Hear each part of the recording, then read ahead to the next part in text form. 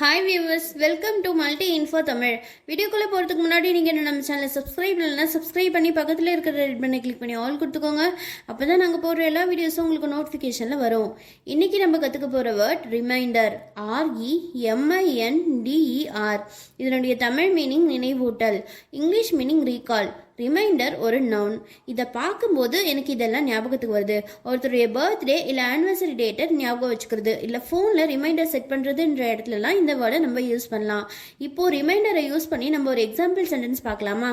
The photo is a reminder of their happy vacation. அந்த புகைப்படம் அவர்களது மகிழ்ச்சியான விடுமுறையை நினைவூட்டுகிறது.